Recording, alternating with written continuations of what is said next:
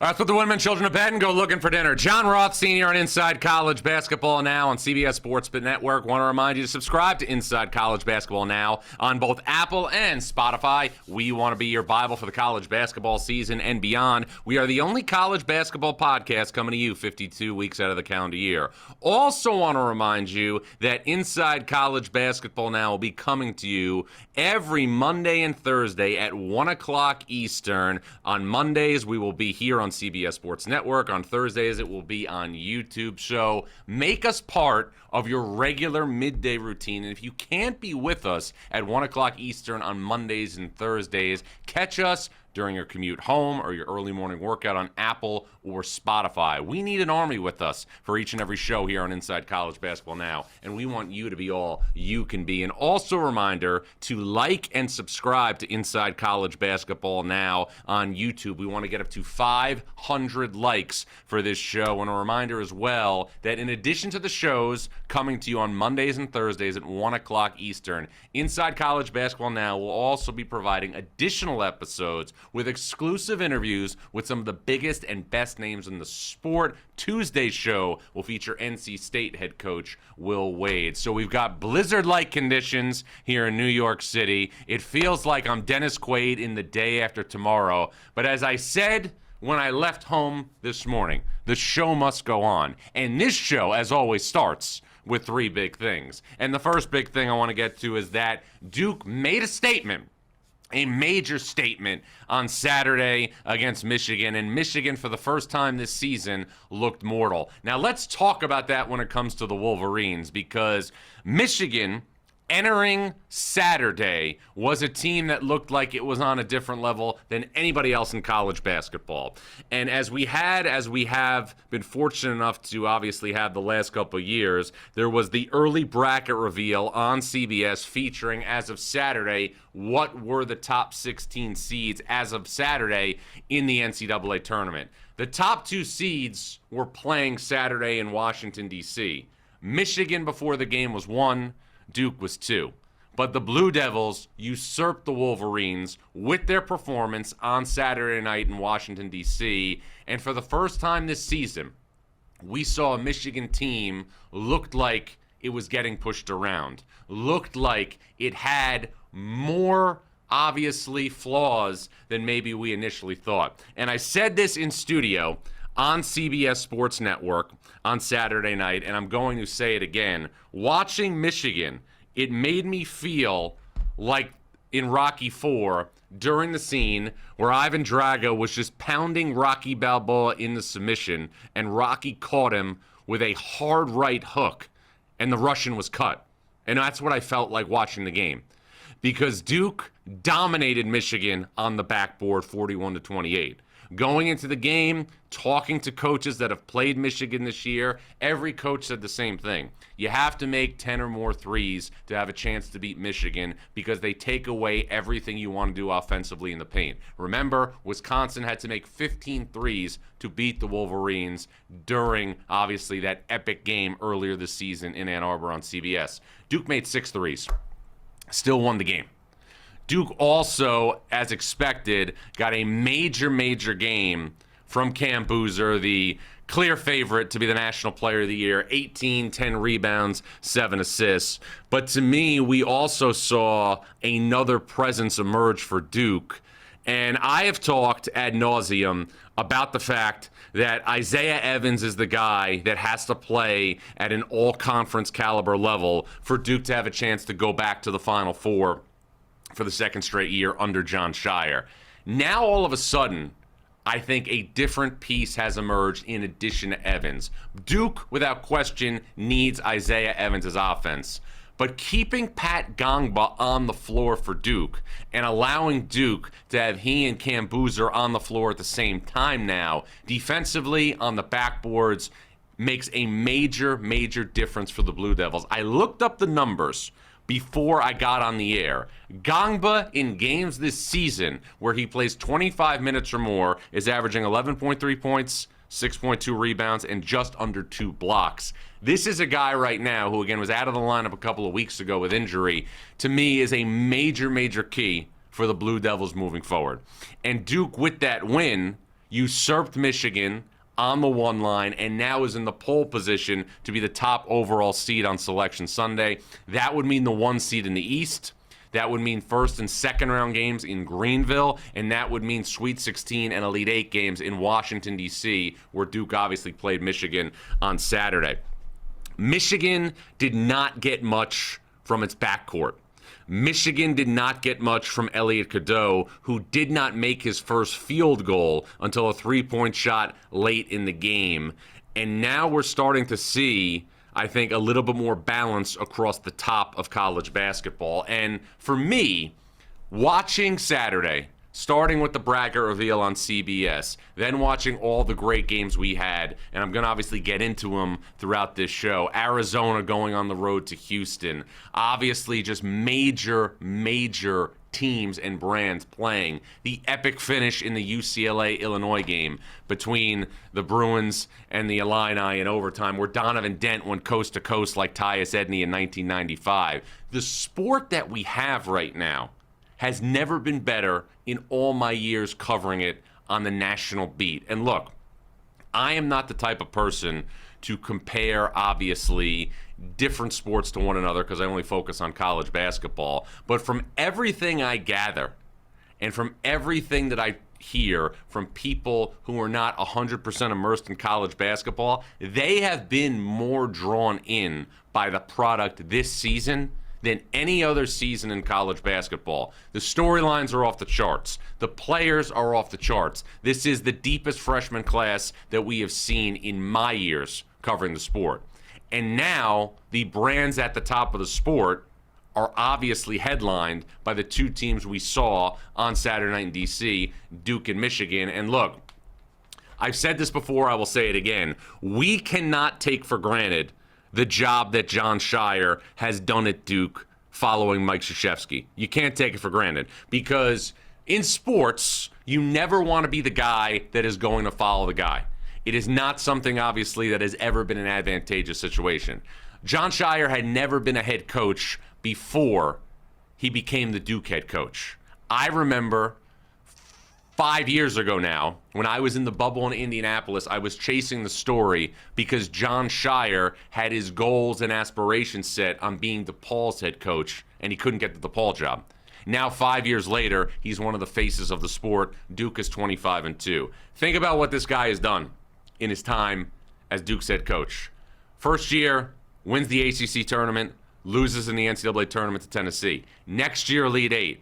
Last year, obviously, goes to the Final Four, has the tough loss against Houston. And now Duke, again, with a brand new team, is in position to go to the Final Four for the second year and have a chance to win a national championship. And I know, especially in this climate where resources mean everything, I know Duke is always going to be well-resourced. I know Duke is always going to have usually the best players, and Duke, for 2 straight years, has had the best player in college basketball. Last year with Cooper Flagg, this year with Cam Boozer. But with that said, you look at the players who comprised that lineup last year for Duke on the team that went to the Final Four. Tyrese Proctor's gone. Cooper Flagg is gone. Con Knippel's gone. Sion James is gone. Kamen Malawach is gone. So Jon Scheyer has had to replace 5 new starters from a Final Four team, and now is in the pole position to be the top overall seed on Selection Sunday. If we're going to make a case for Michigan's Dusty May, and if we're going to make a case for Arizona's Tommy Lloyd in the National Coach of the Year discussion, you have to also make a case for Jon Scheyer in being the National Coach of the Year. Now, here's something I want to add, because I was thinking about this before the show. All of those guys, Scheyer, May, Arizona, Tommy Lloyd, all of those guys are operating at programs where there have been great programs prior to their arrival. Jon Scheyer, as I talked about, replacing Mike Krzyzewski, a guy who won 5 national championships, a guy who from 86 to 94 went to 7 Final Fours in 9 seasons. One of the 3 best coaches of the modern era in college basketball.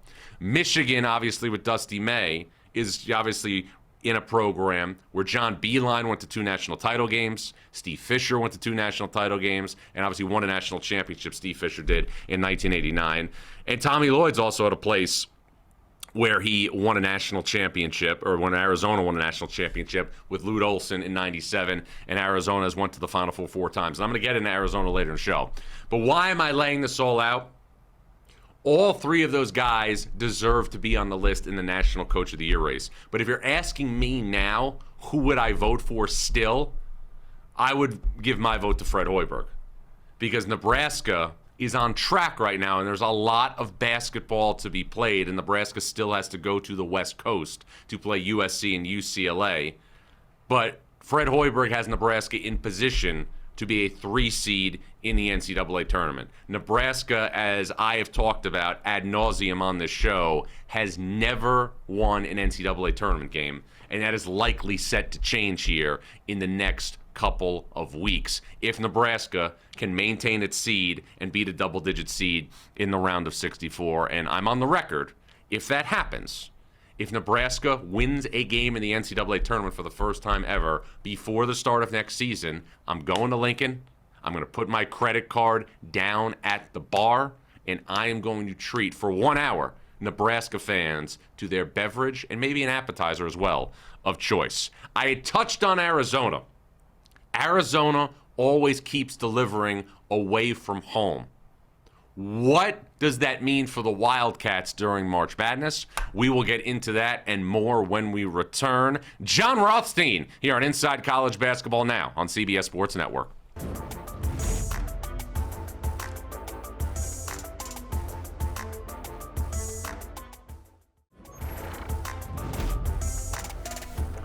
All right, Jon Rothstein back here on Inside College Basketball Now on CBS Sports Network. It is anarchy outside on the streets of New York. We've got snow. We've got horrible driving conditions. But that didn't stop us from being here with you 20 days away from Selection Sunday. But I got to tell you, there are big non-conference games going on in college basketball. We saw it with Duke and Michigan on Saturday. There would have been a bye game going on for me in my apartment if I stayed home, because there is no worse news as a parent than getting the email that daycare is closed and your 2-year-old is going to be running around your apartment naked during a blizzard. So I am thrilled to be here. I was always going to be thrilled to be here, but going home after this is literally going to be like taking a mid-major team to VCU when Shaka Smart was the coach and Briante Weber was at the top of the press. That's what I'm looking at after this. But as usual, I look forward to every segment here. So we're going to dive in and we're going to pick things up in the Big 12 with Arizona. Arizona delivered again on Saturday against Houston, and it delivered in a major way away from Tucson. This season, Arizona, who is 25-2 right now, has won at Houston, has won at UConn, has won at BYU, has won against UCLA at Intuit Dome in Los Angeles, and also went to Vegas and won a close game against Florida. When I am evaluating teams for the NCAA tournament, one of the biggest things I look at is this: can this team, away from its home floor, be in a situation where it is beating top flight competition? And along with Duke, no team is answering the bell in that regard better than Arizona. And Arizona, as comfortable in its own skin as any team in the sport. Only 26.5% of Arizona's shots from the field as a team are from three-point range. And I go back to what I saw in an Arizona practice in the preseason. And obviously, great coaches are always ones who are always adapting to their personnel. Arizona is a power team, and this team again went to Houston and won without Coapete and without Dwayne Aristode. We'll see if they're going to be back in the lineup this week. Arizona's next game is Tuesday at Baylor. But Tommy Lloyd stopped practice multiple times when I was in Tucson when the ball was not being fed into the paint. And now you can see why. This is an Arizona team who knows exactly where the strength of this squad is, and it's obviously on the block. But it's also a team that has incredible balance. Now, in the really tight games this year, UConn, Saturday against Houston, UCLA at Intuit Dome, Jaden Bradley has stepped up and been a major closer for this team in crunch time. But one of the things that's changed, in my opinion, over the last 2 weeks has been Ivan Karchenkov has went from stalwart defender, utility guy, to a guy that is now really getting more comfortable at the offensive side of the floor. It is an extremely balanced team. One night, it could be Bradley. The next night, it could obviously be Krivas and Awaka. Another night, it could be somebody like Anthony Del Orso, who in 2 games last week, won at home against BYU, and then on Saturday at Houston, dropped 22 in each of those 2 games. Prior to those 2 games, Del Orso had not scored more than 20 in a single outing this season. As balanced a team as we're going to see in college basketball. And now you start thinking ahead, and you start thinking about Arizona's program, a program that has not been to a Final Four in 25 years. To me, this is Arizona's best chance to get to a Final Four since 2014, when Sean Miller had Nick Johnson, Rondé Hollis-Jefferson, Aaron Gordon, and Caleb Tarczewski. You have to remember, that season, Arizona was far and away the best team in college basketball. Also had TJ McConnell on that team. Brandon Ashley, one of Arizona's starting forwards, broke his foot late in the season, but still Arizona had enough to be a 1 seed in the West region. Arizona lost in overtime in a 1-possession game against Wisconsin that year. Now, Arizona was a 1 seed in 2022 under Tommy Lloyd. Why do I think this is Arizona's best chance since 2014? Well, in 2015, Arizona with Sean Miller, Stanley Johnson, similar crew from 2014, had to beat Wisconsin again when Wisconsin had Kaminsky and Decker. Then in 2022, Tommy Lloyd was a 1 seed, but that 1 seed did not lead Arizona to being in the West region. That's not going to be the case this year. Arizona will be the number 1 seed in the West region on Selection Sunday. What does that mean? First and second round games in San Diego, and then if you advance there, you go to San Jose to play in the Sweet 16 in the Elite Eight. Arizona's fan base, especially on the West Coast, always travels. When Arizona plays big games in Vegas, they're always there. When they play big games in LA, they're always there. Now, Arizona has had geographic advantages in the NCAA tournament in big spots and lost. In 2003, Arizona, with Lute Olson, was a 1 seed, lost to Kansas and Roy Williams in the 2003 West Regional Final.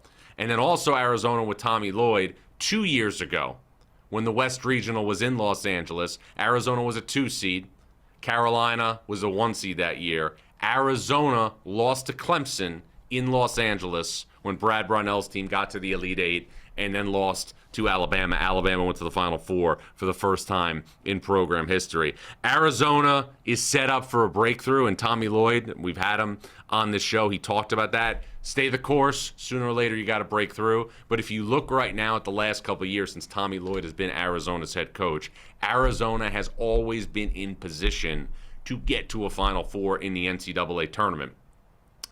First year, 2022, 1 seed, lost to Houston in the Sweet 16. 2023, Arizona was a 2 seed, had just won the Pac-12 tournament over a banged-up UCLA team, lost to Princeton. 2024, lost to Clemson, and then last year, lost to Duke. So last year was the first time under Tommy Lloyd that Arizona hadn't lost to a lower-seeded team. Arizona's going to be the 1 seed in the West, and they, to me, just cap off a fascinating group of storylines that we have right now in the Big 12. Now, on the bracket reveal on Saturday on CBS, Arizona was right behind Duke and Michigan as the third number 1 seed, as we see right there. These were the seeds that obviously changed after Saturday's results and all the results the last couple of days. Iowa State was a 1, and Houston was the first 2. Those 2 teams lost on Saturday, which opened the door for UConn to return to the 1 line. So UConn, to me, is a projected number 1 seed in the NCAA tournament. I'll get to the Huskies and what they have coming up. But with that said, because Iowa State and Houston both lost, now we have different things coming to the forefront. And it starts, to me, with the game tonight between Houston and Kansas. 2 teams coming off losses. And as a matter of fact, Houston is coming off 2 losses. And how about this? Kelvin Sampson and Houston have not endured a 3-game losing streak since the 16-17 season. That is what is at stake tonight at Allen Fieldhouse, where Kansas is 2 days removed from a complete no-show against Cincinnati. Now, full credit to Wes Miller, full credit to Cincinnati's coaching staff for getting the Bearcats ready to go to Allen Fieldhouse and dominate Kansas 84-68. Cincinnati, though, nowhere near the NCAA tournament picture as of now. That could change here over the next couple of weeks. But Kansas and Houston are two teams that are hooking up tonight in Lawrence, two teams who are desperate for a victory. Another storyline, because there was a sad storyline or two last week in the Big 12 with what happened, obviously, to Richie Saunders at BYU. You knew that A.J. DeBonsa would amplify his game with Richie Saunders going out of the lineup.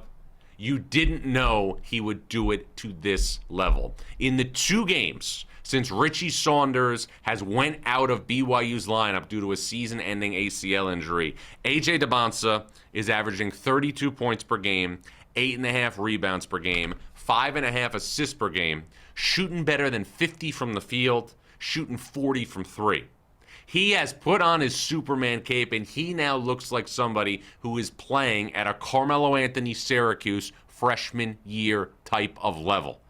Cam Boozer is going to be the National Player of the Year, but nobody is producing right now in college basketball like A.J. DeBonsa.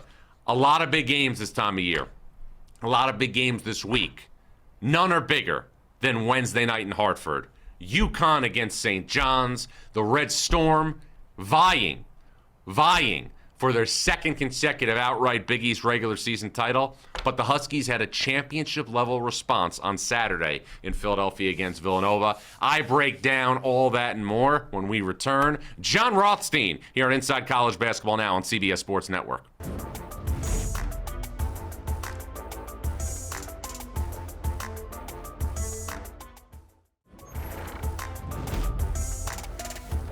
All right, Jon Rothstein here on Inside College Basketball Now on CBS Sports Network. Remember the Empire Strikes Back opening scene in the ice section Hoff? That's what I feel like today walking around New York City.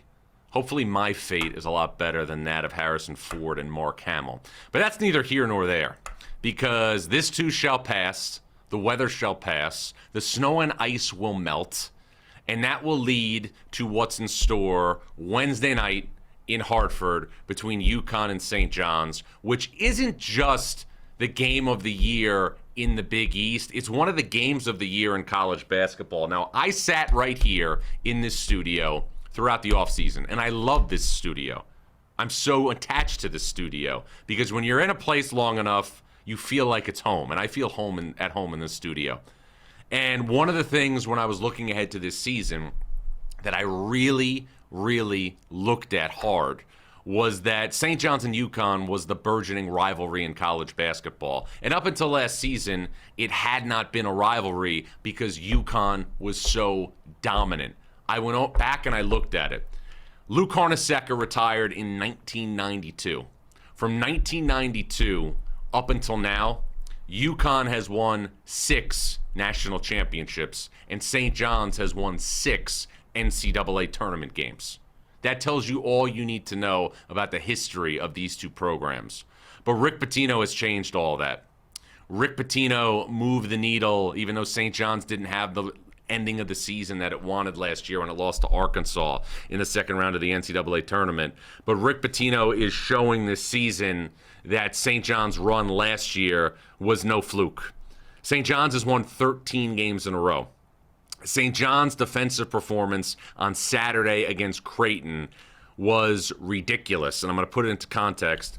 Creighton went on the road and scored 90-plus points last Wednesday when it won at UConn, and then Creighton, 3 days later, only got 52 points against St. John's.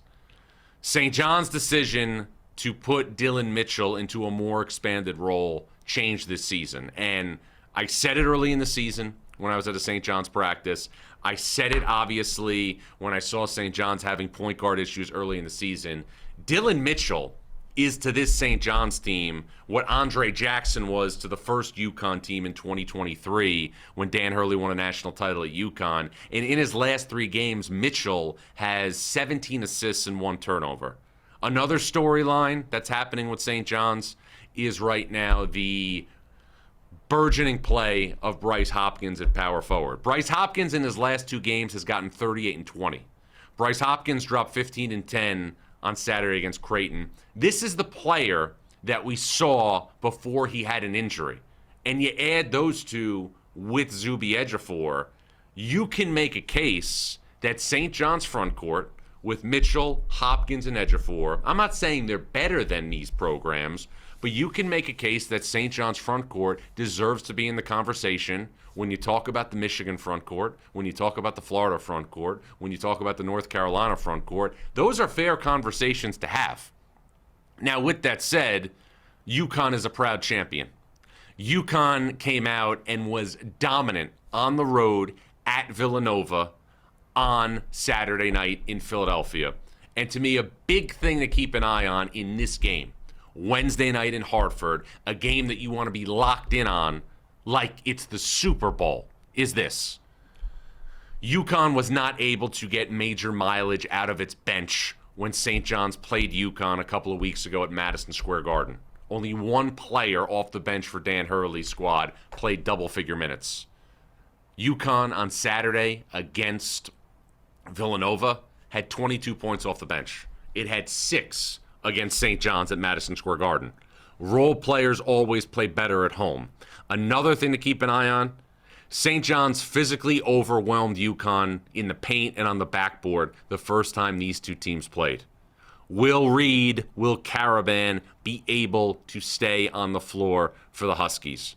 And for St. John's, this is the game that you need to win to be in the pole position for the second straight year to win a Big East regular season title outright. Because I'll tell you what, there's a really good chance if UConn holds serve at home that UConn and St. John's will share the Big East regular season title. UConn, after this game on Wednesday, will host Seton Hall and then travel to Marquette, who's obviously had a very difficult season, to wrap up the regular season. St. John's has to beat Villanova Saturday at Madison Square Garden, has to beat Georgetown at Madison Square Garden, and then has to win at Seton Hall. So a little bit easier of a schedule for UConn than St. John's after this game. But if St. John's gets a 2-game lead on UConn with a win on on Wednesday, it is going to be very difficult to see St. John's relinquish the opportunity to win its second straight outright Big East regular season title. And one of the things you look at in this type of dynamic is the historical impact. And I went back and looked. St. John's has won 3 straight meetings against UConn, 2 last year and 1 this year. St. John's has not won 4 straight games against the Huskies since the late 1980s. And the 4th game that happened during that run happened during Jim Calhoun's first season as UConn's head coach. So if you're really looking at it, it has been about 40 years since St. John's won 4 games against UConn. But that's what's on the table on Wednesday night in Hartford. The game of the year in the Big East, a league that obviously is not going to have great representation in the NCAA tournament. And one thing that we're finding as time progresses, the gap between St. John's and UConn and the rest of the league is significant. Kevin Willard has done a great job at Villanova, bringing Villanova back to the NCAA tournament discussion, but it feels like right now there is a major, major gap between both of those programs and everybody else in the Big East. The Big East, again, is a league that is in a very interesting position because we have now the majority of college basketball in terms of the NCAA tournament at large situation going to be represented from the ACC, the Big Ten, the Big East, and the SEC. And I know all of these things are cyclical. And I know 2 years ago, in 2024, the Big East only got 3 teams in, and it would have gotten more in if we didn't have a slew of bid stealers during championship week. But the facts are the facts. in 2 out of the last 3 years, barring something unforeseen at the Big East tournament, the Big East is only going to have 3 teams in the NCAA tournament. And that's something, again, that is something the league has to look at as a major, major problem moving forward. But there are no problems for the league on Wednesday because everything is focused on one thing, and that's Hartford, Connecticut, for the game of the year in the Big East. Now, UConn is also in a situation where it has bigger goals ahead. Not to say St. John's doesn't, but UConn has bigger goals ahead than just beating St. John's on Wednesday and retaining the right to obviously win a Big East regular season title. UConn right now is slated to be a number 1 seed in the NCAA tournament. And UConn, for that to happen, is in a situation where it's not going to have that many quad 1 wins left on the table. UConn, should it beat St. John's, will add a quad 1 win to its resume. Now, with that said, one thing that happened with the shift, with Houston and Iowa State losing, is UConn, at least as of today, is forecasted to be the 1 seed in the South region. That would mean, and a lot has to happen for things to fall into place for this to happen, but that would mean that if UConn were to close things out and be the 1 seed in the South region on Selection Sunday, the 2 seed would likely be Kelvin Sampson and the Houston Cougars, and the regional site for the South region this year is at the Toyota Center in downtown Houston. The in-between day press conference for Dan Hurley at the podium the day before UConn was getting set to play an Elite 8 game against Houston for the right to go to the Final Four at the Toyota Center in Houston would be more of a must-watch than the Academy Awards for the average person on the street. What happened in today's AP Top 25? What does the AP Top 25 look at? Plus plenty of other news and notes from around the world of college basketball when we return. Jon Rothstein here on Inside College Basketball Now on CBS Sports Network.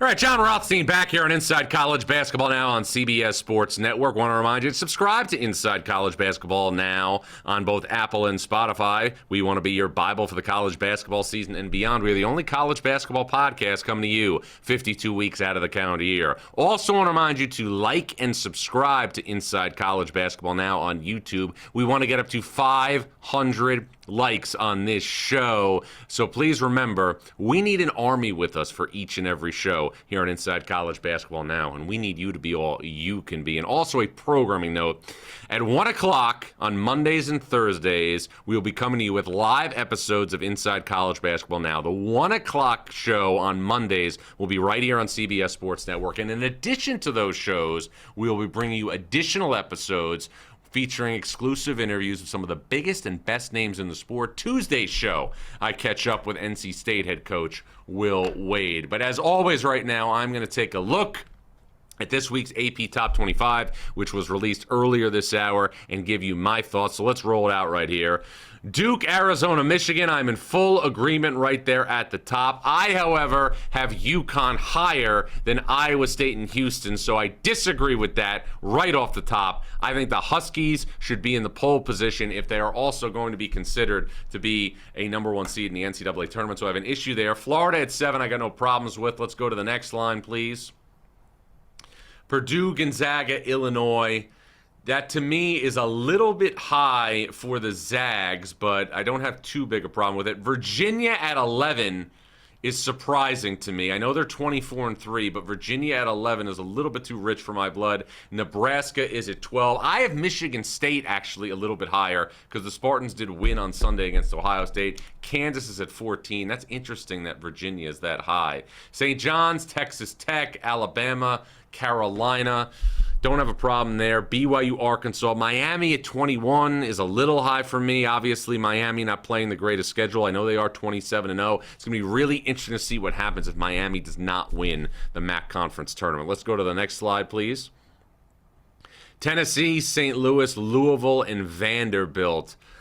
That Vanderbilt dropped all the way down to 25. That's interesting. But I have the same 25 teams as the AP top 25, so I am not obviously fighting that. I also have Wisconsin at 26, and Wisconsin has 47 votes right there. Wisconsin had a big win Sunday against Iowa. Wisconsin's the type of team that's going to be seeded probably outside the top, the top 16 seeds on Selection Sunday, but a team that could break open your bracket and get to a Sweet 16 or an Elite 8. Boyd, Blackwell, Nolan Winter, and also Austin Rapp is playing great basketball as an X factor for Wisconsin. The Portland transfer has been hitting a lot of big games. Wisconsin this year, when Austin Rapp scores in double figures, is a whopping 10-0. We'll put a bow on this one when we return with some news and notes around the world of college basketball. Jon Rothstein here on Inside College Basketball Now on CBS Sports Network.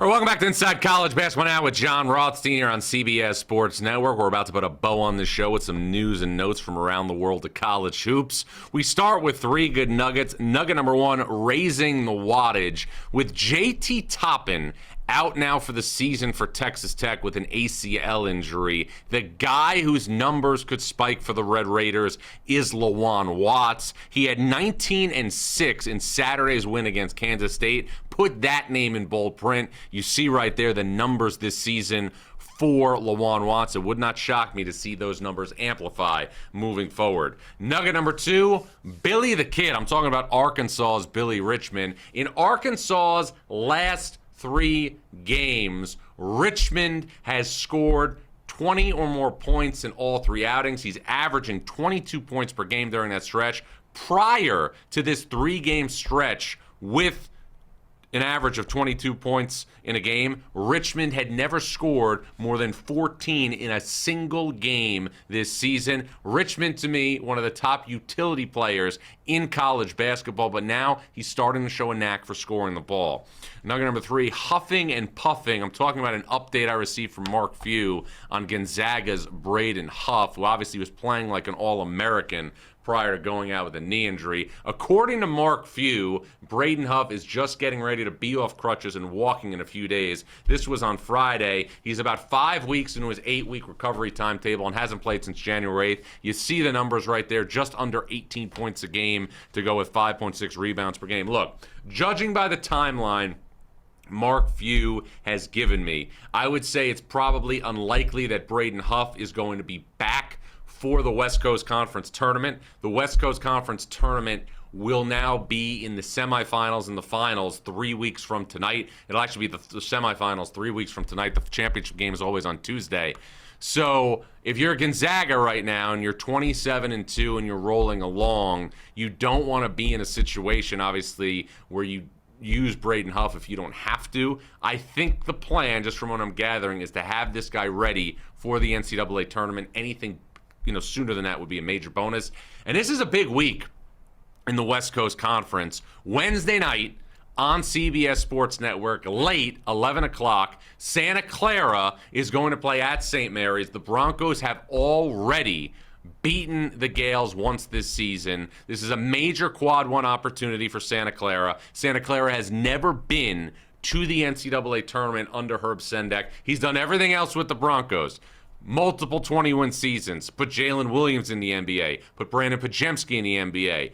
But you got to break through at some point and make the NCAA tournament. That's Wednesday night on CBS Sports Network. Randy Bennett, as usual, has a great team in the West Coast Conference. Mikey Lewis, Paul Smorauskas, Andrew McKeever.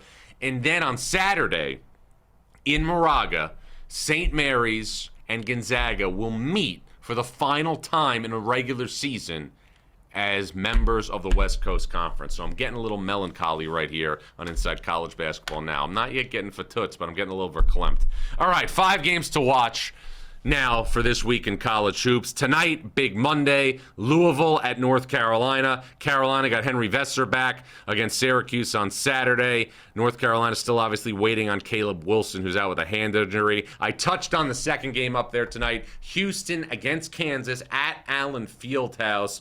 Tuesday, NC State at Virginia. Not enough people are talking about Virginia this season, in my opinion. 24-3 in year one under Ryan Odom. Elite roster composition, great balance, a great makeup of pieces, freshmen, transfers, international players. And remember, Virginia only trails Duke by a half game in the ACC standings. Virginia is going to go and play Duke at Cameron Indoor Stadium on Saturday. So if Virginia wins this game, it gives itself a chance to be in the mix for an ACC regular season title. I've waxed poetically about St. John's and UConn Wednesday night in Hartford. Game of the year in the Big East. The Red Storm lead the Huskies by one game in the loss column, thanks to that win a couple of weeks ago at Madison Square Garden.